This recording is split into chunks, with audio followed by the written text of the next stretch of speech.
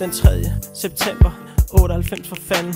Første dag på højskole og første gang vi mødte hinanden. 4 måneder på grøn fløj, vi hang altid ud sammen. Tiden gik så stærkt, jo, det var fod og fucking gammel. Vi havde alle mulige fede fag, for eksempel friluftsliv. Vi legede vikingelejr og byggede svede hytter af siv. Sov i en bivak, det var noget der var godt for fællesskabet. Prøvede rappelling, jo, det var vildt bare at hænge der i rebet. Nu er tiden gået, fuck hvor var det fedt. Kun minderne tilbage, fuck hvor var det fedt. Den svedigste tid, fuck hvor var det fedt. Fuck hvor var det, ja det var så fedt. Det er så fucking hot at gå på højskole. Det styrede for hårdt, ja det var big time. Så ryst din røv til den her. Hvad fanden skal jeg sige? Det var så fedt bare at være der. Der var madhold, vi lavede altid kylling med kartofler og ærter.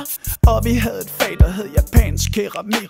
Det var rigtig fedt at lave askebæger med en fremmed teknik. Når vi havde rytmisk sammenspil, så hyggede vi max. T og K, wow guitar, Anita spillede sax. Og når vi havde drama, slap vi følelserne løs. Rico lærte at græde på kommando, men han var også bøs. Nu er tiden gået, fuck hvor var det fedt. kun minderne tilbage. Fuck hvor var det fedt. Den svedigste tid, Fuck hvor var det fedt. Fuck hvor var det, ja det var så fedt. Ja så fucking hot at gå på højskole. Det styrede for hårdt, ja det var big time. Så ryst din røv til det var så fedt. Ja så fucking hot at gå på højskole. Det styrede for hårdt, ja det var big time. Så ryst din røv til den her. men pludselig kom dagen, hvor vi skulle sige farvel. Alle stod og græd, og selv lærerne var med. Folk udvekslede telefonnummer, så vi kunne snakkes ved. Vi skal holde forbindelsen ved lige i al evighed.